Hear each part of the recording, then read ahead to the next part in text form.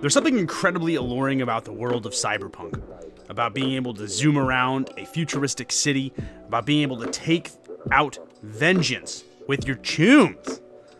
But what happens if you actually want to bring some of the love of cyberpunk into the world of fantasy and Dungeons and Dragons? Hello, I'm Kyle Lott. You're watching Desks and Dorks. If you like this content, like, share, comment, subscribe. It really does help us out.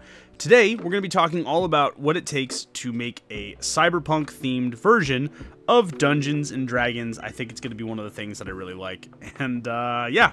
I'm pretty excited for this. So, if you're really trying to transform Dungeons and Dragons into something that is cyberpunk adjacent, you could start by playing out in a setting like Eberron, but I really think it actually helps more to lean into the tropes. So, let's talk about the mega corporations. If you have played any amount of Cyberpunk or watched any of the Cyberpunk series, you will know that mega corporations play a huge role in Night City, whether we're talking about Arasaka and their machinations, or Militech and their, let's just call it what it is, a laundry list of human rights violations a mile long. You would be surprised and you'd be shocked to play a Cyberpunk campaign where there wasn't the crushing presence of corporate oversight and corporate control.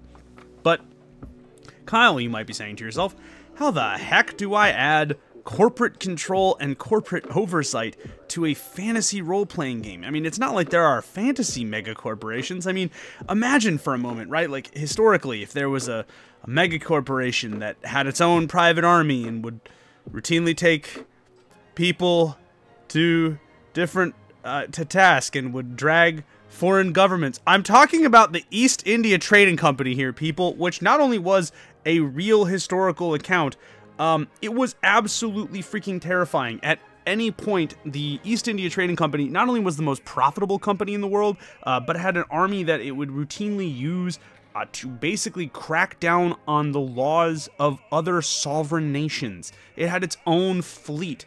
I'm not entirely positive what the exact numbers are because they kind of, fluctuate and rotate, depending on what resources you're looking at, but it's entirely plausible that you could create a fantasy mega corporation, that uses its ability to lord over and create nothing but authority over other people.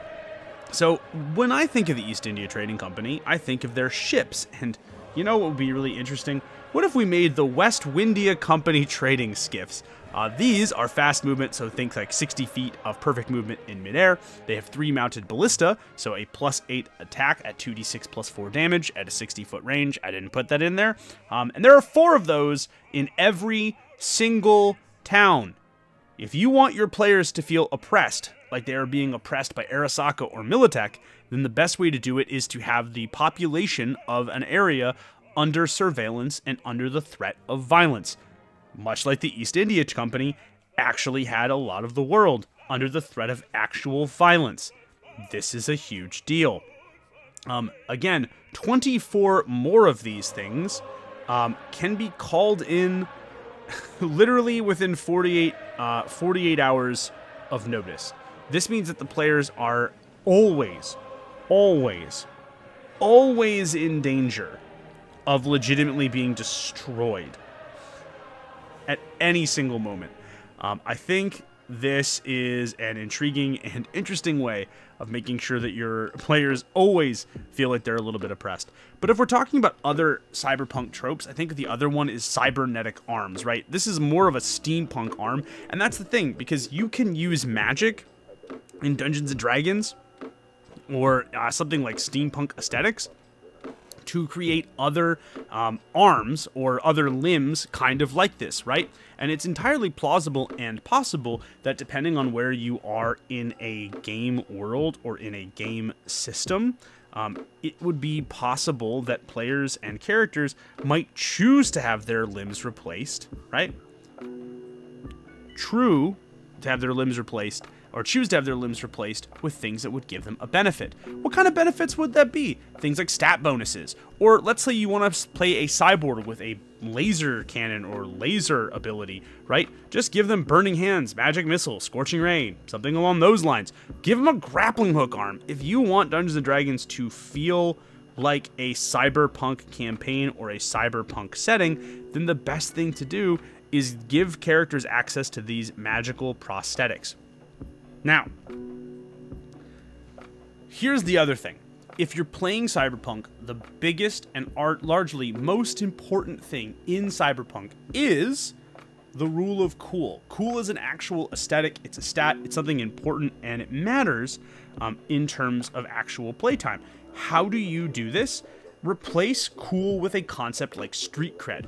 Players can get street cred as a form of meta currency, so whenever they get street cred, they can exchange it later.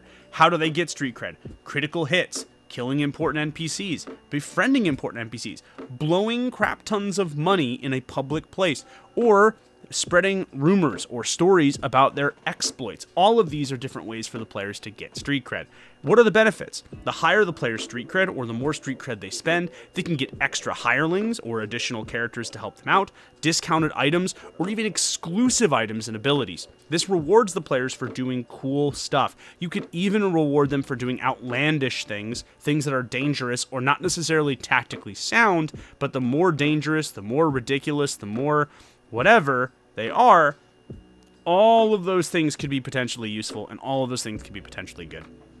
With any case, thank you all so much for watching. I really hope you liked this and appreciated this. I really like this one. I love Cyberpunk. It's an RPG I haven't talked a lot about on this channel. I was, I guess, small anecdote, but I was actually there when Mike Pondsmith got inducted into the Game Designer Hall of Fame, which is kind of cool. I was there at like the Origin Awards where he got that induction, which I thought was kind of sick.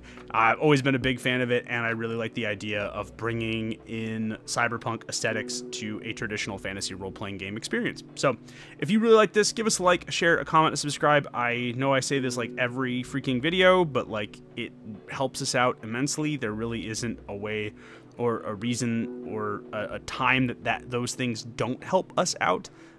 They really, really, really do. But if you really like this and you want to help us out a bunch more, you can join the Discord and give us suggestions or participate in contests. Link to the Discord is in the description below.